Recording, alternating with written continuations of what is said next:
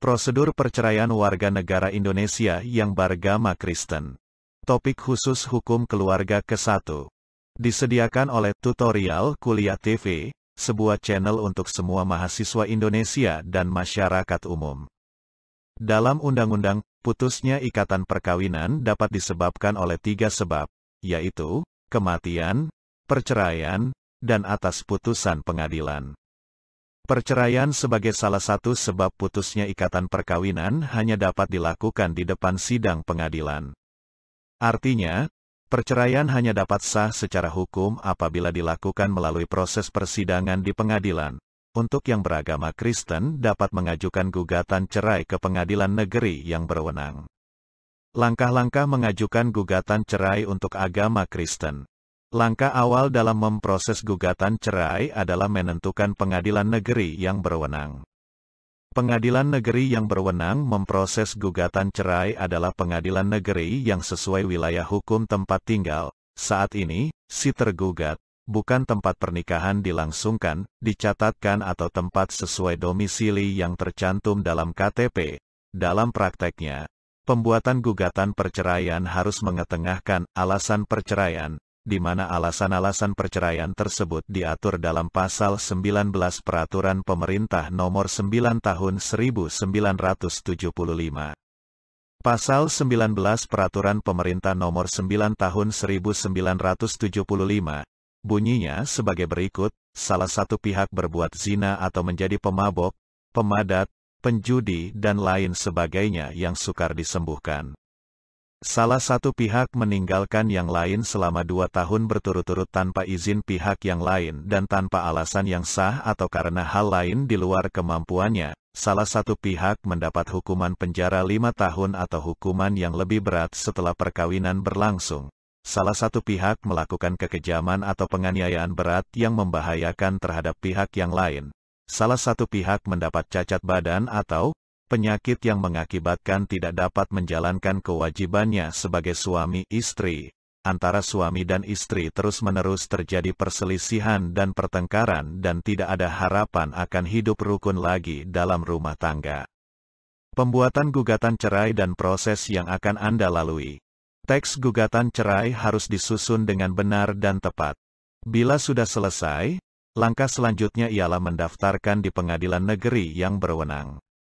Lengkapnya, dalam perkara perceraian agama Kristen, proses yang akan Anda lalui adalah sebagai berikut. 1. Pendaftaran gugatan. 2. Menerima surat panggilan sidang. 3. Sidang pertama. Apabila kedua belah pihak hadir baik itu penggugat maupun tergugat, maka majelis hakim mewajibkan para pihak untuk melakukan mediasi sesuai dengan Peraturan Mahkamah Agung Nomor 1 Tahun 2016. 4. Waktu mediasi sesuai dengan Peraturan Mahkamah Agung Nomor 1 Tahun 2016 adalah 30 hari. 5. Setelah mediasi dinyatakan gagal, maka dilanjutkan dengan sidang pembacaan gugatan penggugat. 6. Sidang jawaban. 7. Sidang replik. 8. Sidang duplik. 9. Sidang bukti surat pihak penggugat. 10. Sidang bukti pihak tergugat. 11. Sidang saksi dari penggugat. 12. Sidang saksi dari tergugat. 13. Sidang kesimpulan. 14. Sidang pembacaan putusan perkara. Bila semua proses sudah dilalui, selanjutnya apa? Apabila sudah diputus pada proses ke-14, sidang pembacaan putusan perkara, dan pada saat putusan dibacakan tergugat hadir, maka terhitung 14 hari dari putusan tersebut tidak ada banding dari pihak tergugat, maka putusan sudah mempunyai kekuatan hukum tetap. Namun apabila pada saat putusan tergugat tidak hadir pemberitahuan isi putusan disampaikan kepada pihak tergugat, dan terhitung 14 hari dari diterimanya surat tersebut ke alamat tergugat, putusan telah mempunyai kekuatan hukum yang tetap. Jika dalam perkara tersebut tidak ada banding, penggugat maupun tergugat dapat meminta salinan putusan ke pengadilan negeri untuk kemudian dibawa ke kantor catatan sipil sesuai dengan domisili pada KTP para pihak untuk diproses akta cerai. Bagaimana jika tergugat tidak pernah hadir di pengadilan? Namun jika pihak tergugat tidak pernah hadir dalam persidangan setelah dipanggil dengan panggilan secara syah, gugatan cerai tetap bisa disidangkan secara fair stake, proses sidang tanpa pernah dihadiri oleh pihak tergugat. Dalam hal ini, pihak tergugat akan mendapatkan panggilan sidang sebanyak 3 kali, dan karena tergugat tidak pernah hadir dalam setiap panggilan sidang tersebut, dengan demikian maka proses sidang akan tetap berjalan tanpa kehadiran dan perlawanan sanggahan dari pihak tergugat. Proses sidang secara fair stake relatif lebih singkat selesainya dibanding sidang normal, di mana penjabaran persidangannya sebagai berikut. 1. Sidang 1 panggilan 1, tergugat tak hadir. 2. Sidang 2 panggilan 2, tergugat tak hadir. 3. Sidang 3 panggilan 3, tergugat tak hadir, dilanjutkan sidang pembuktian dan saksi penggugat dan 4. Sidang kesimpulan. 5. Sidang pembacaan putusan. Apabila sudah diputus, dan pada saat putusan dibacakan tergugat tidak hadir, maka isi putusan tersebut harus diberitahukan oleh pengadilan kepada pihak tergugat yang tidak hadir, dan terhitung 14 hari dari pemberitahuan isi putusan disampaikan kepada pihak tergugat, dan terhitung 14 hari dari diterimanya surat tersebut ke alamat tergugat, putusan telah mempunyai kekuatan hukum yang tetap.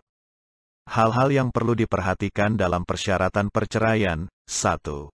Dokumen, kutipan akta perkawinan dari catatan sipil, asli, surat pemberkatan pernikahan dari agama, kartu keluarga, kartu tanda penduduk atau bukti domisili, akta kelahiran anak, jika ada anak bukti-bukti pendukung lainnya, SMS, foto, surat kesepakatan, surat pernyataan, DSB, jika ada. 2. Tentang saksi, kehadiran minimal 2 orang saksi merupakan syarat mutlak dalam proses persidangan perceraian.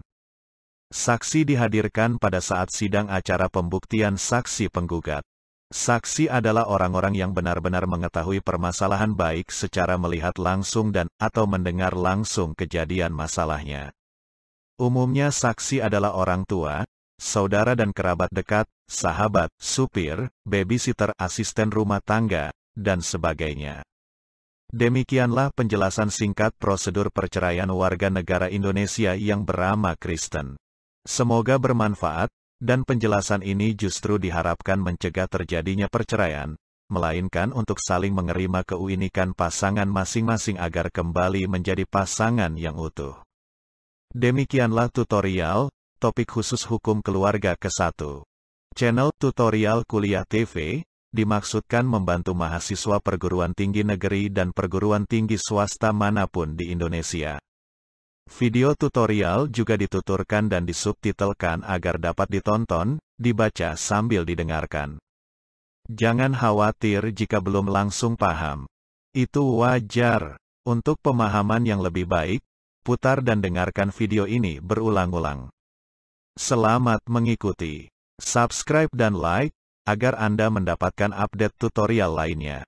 Bagikan juga link video ini, agar teman lain juga mendapatkan manfaat channel ini. Sekian dan terima kasih.